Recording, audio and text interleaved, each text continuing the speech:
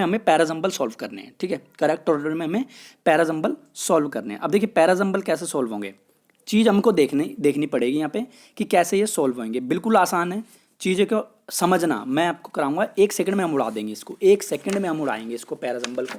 कुछ भी नहीं है इसमें, अब देखिए इसमें कुछ भी नहीं है पैराजम्बल में। अब देखिए मुझे एक बात बताइए,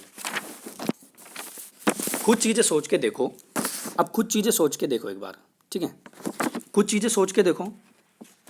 देखिए ही डिसाइडेड, अब ही यहाँ पे क्या है, प्रोनाउन होता है और प्रोनाउन से पहले कोई नाउन की बात करेगा, और तो यानी कि पक्का हमारा बी तो हो ही नहीं सकता, बिल्कुल गलत हो गया, क्योंकि ही क्या है, प्रोनाउन है और प्रोनाउन से पहले हमें नाउन की जरूरत पड़ेगी, तो बी से हमारी कोई स्टेटमेंट स्टार्ट नहीं होगी।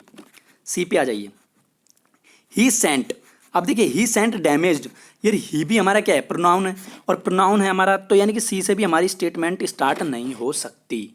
बात हुई क्लियर, नहीं हो सकती, यानी कि हमें एक नाउन की जरूरत पड़ेगी। यानी कि देखिए Johnny had a car accident, Johnny had a car accident, तो जॉनी क्या है, नाउन है, तो पक्का हमें पता चला होगा यार स्टेटमेंट डी से स्टार्ट होगी। अब ऑप्शन पे आ जाइए, डी से हमारे सारे स्टेटमेंट स्टार्ट है, यानी कि हमारा पक्का पहला वर्ड डी रहा होगा और डी से सारी स्टेटमेंट स्टार्ट है, कोई दिक्कत नहीं है।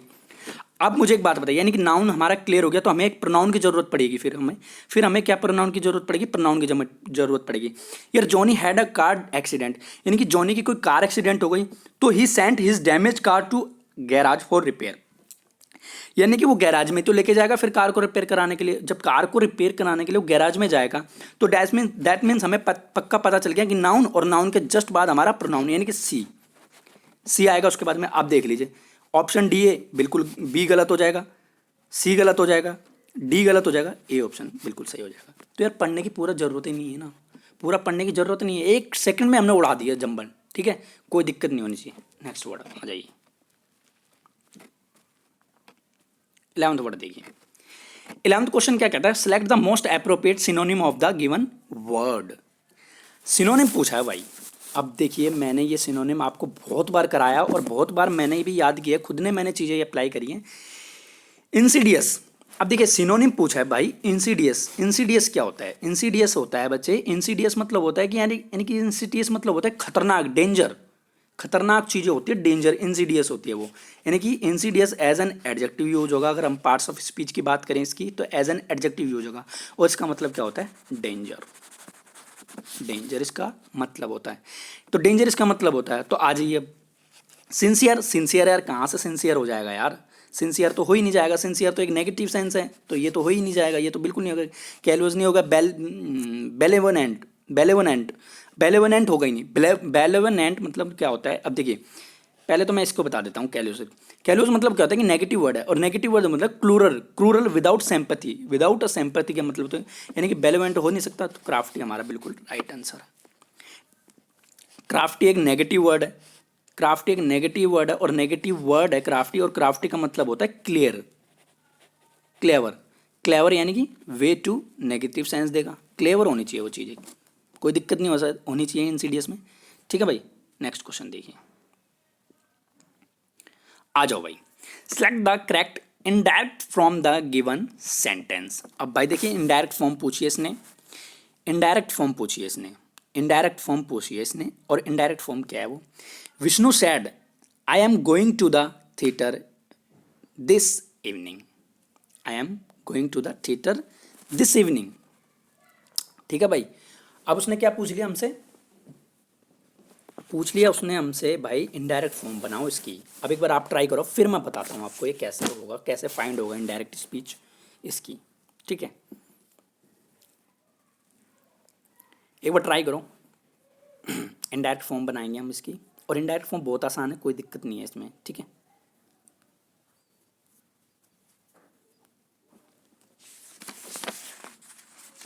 डायरेक्ट फॉर्म बनाएंगे इसकी। अब देखिए क्या कहता है, विष्णु सैड दैट, अब देखिए Vishnu said that I am going to the theatre this evening.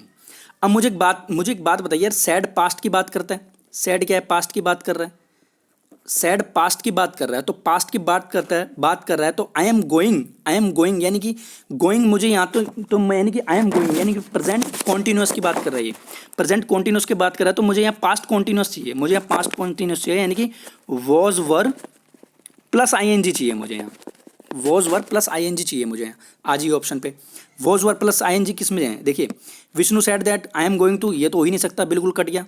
Would have, ये बिल्कुल कट गया, ठीक है। वॉज गोइंग और was going to the theatre, ठीक है। अब देखिए दोनों में मिल गया यानी कि दो ऑप्शन तो हमारे कट गए, दो ऑप्शन बचा। अब इन दोनों में से कौन सा ऑप्शन होगा हमारा, देखिए Vishnu said that I am going to the theatre, that, अब दैट का दिस का क्या हो जाएगा, दैट हो जाएगा, यानी कि हमारा थर्ड ऑप्शन कट गया, फोर्थ तो हमारा बिल्कुल ठीक है, कोई दिक्कत ही नहीं है, दिस का दैट हो जाएगा, ठीक है। नेक्स्ट वर्ड देखिए, नेक्स्ट क्वेश्चन है select the correct passive form of given sentence. Passive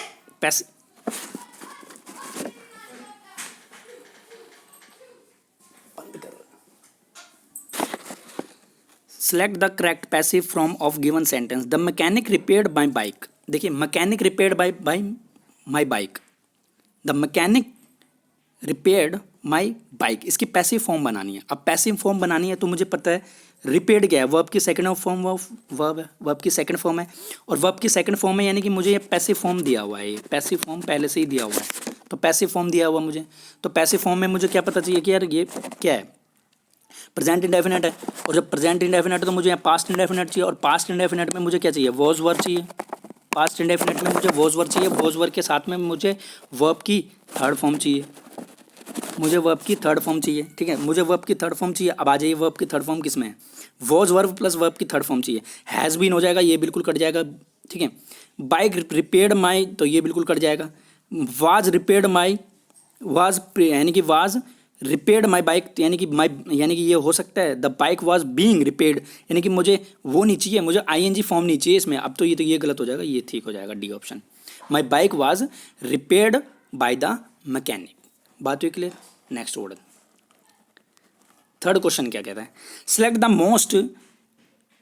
the word which means the same as the group of word given, steal और मिस अपोरेट मनी। अब मुझे अब एक बात बताइए, मैंने पिछले लेक्चर में मैंने इसी चैनल पे मैंने एक वीडियो अपलोड की थी, तो उसमें मैंने मनी से कुछ रिलेटेड ईडियम आपको डिस्कस करवाए थे, और उसने ईडियम पूछा है, और इसमें वन वर्ड सब्स्टिट्यूशन के तौर पे उसने पूछ लिया, उसने मैंने कि इसमें वन वर्ड सब्स्टिट्यूशन के हिसाब से उसने पूछ लिया, ठीक है, पूछ लिया भाई, तो पूछ लिया तो क्या कर सकते हैं, करो डिस्कस, फाइंड करो, ठीक है भाई। क्या कहता है देखिए, कहता है वो स्टिल ऑफ मिस अपॉर्चुनेट मनी।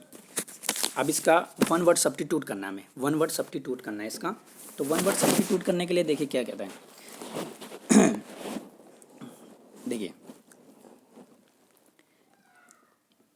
कहता है वो कि भाई, कहता है कि स्टिल ऑफ मिस, अब देखिए मनी यानी कि मनी से रिलेटेड कोई ना कोई इडियम यानी कि वन वर्ड सब्स्टिट्यूशन करेगा, वन वर्ड सब्स्टिट्यूट करेगा मनी से रिलेटेड। अब मनी से रिलेटेड करेगा, वन वर्ड के सेंस में उसने पूछ ली, तो ये लॉजिकल मीनिंग देखो, इसका मतलब होता है टू स्टील मनी, यानी कि टू स्टील मनी। इसका अगर मैं टेक्निकल मीनिंग जानूँ तो स्टील मनी है, स्टील मनी की बात करता है, तो स्टील मनी की बात करता है। अब ऑप्शन पे आ जाए, मैनिपुलेट हो नहीं सकता, ओवर चेंज इसका हो नहीं सकता, रेड हो नहीं सकती, एम्बेलिज मतलब होता है कि to steal money, as an verb की तरह भी हम इसको यूज करते हैं।